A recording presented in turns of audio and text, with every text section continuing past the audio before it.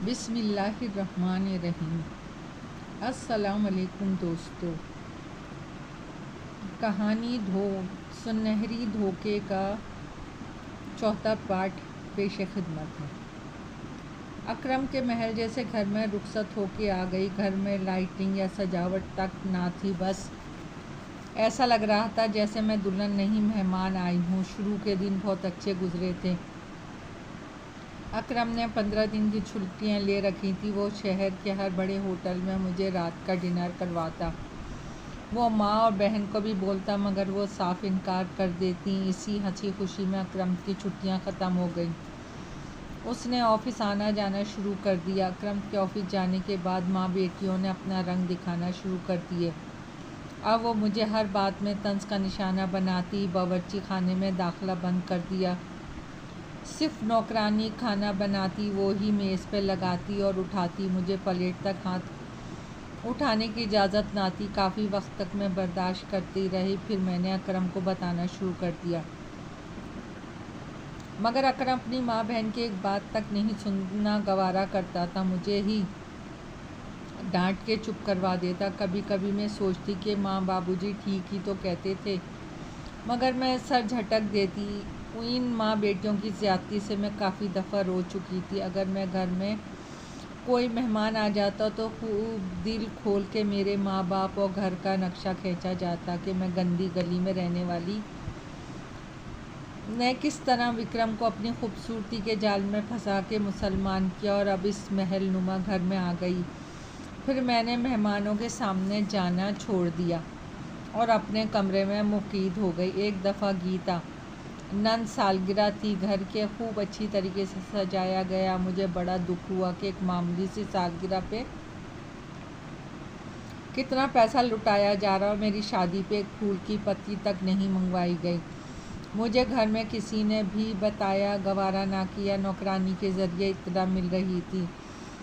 खैर, सालगिरह वाले दिन मैं खूब अच्छी तरीके से तैयार हुई। अकरम से महंगा वाला गिफ्ट मंगवाया।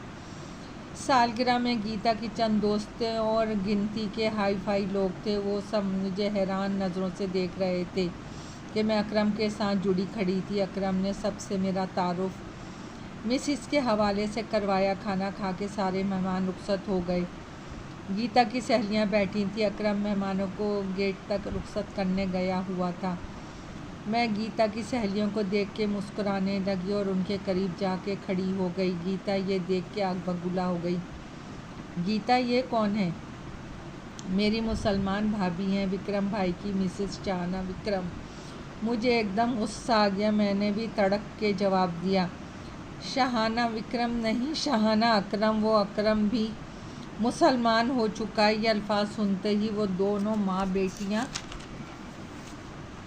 आग बगोला हो गई। हाँ हाँ, तुम जैसी गरीब मुसलमान गंदी गलियों में रहने वाली लड़कियों के पास इतना टाइम होता है कि हिंदू अमीर कबीर लड़कों को फंसा के उनको मुसलमान करके निकाह पढ़वा के रानी बन के बैठ जाओ। माँ जी मुसलसल जहर उगल रही थी। अकरम भी आके खड़ा हुआ था। मेरे मुसलसल आंसू गिर रहे थे। अकरम को ये बात बहुत बुरी लगी। वो मुझे कमरे में लेके आ गया और तसल्ली देने लगा। 2 दिन बाद ऑफिस से आया तो मुझे कहने लगा, शाहाना, अपना सामान पैक करो, हम दूसरे घर में शिफ्ट हो रहे हैं। मैं हैरान होकर अकरम को देखने लगी। सुना नहीं मैं क्या कह रहा हूँ? सामान पैक करो। मैं सामान पैक करने लगी। अकरम माँ बहन को इत्तला देने चला गया।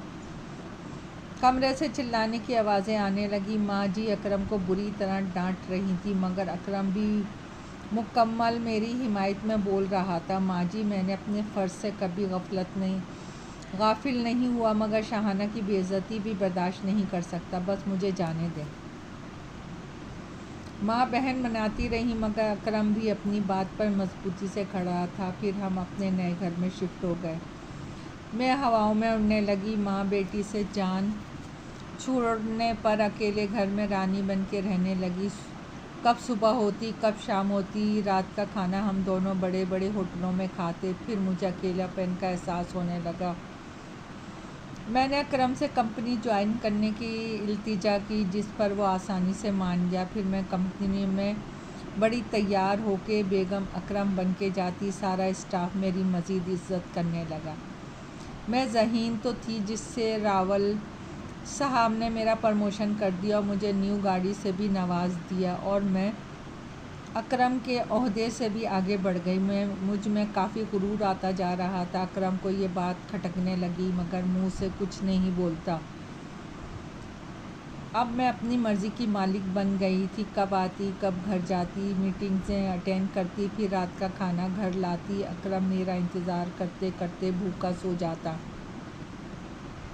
सुबह उठ के शिकवा करता। दोस्तों, कहानी अभी जारी है। पसंद आए तो लाइक और सब्सक्राइब कीजिएगा। आपकी दुआ की तलबगार।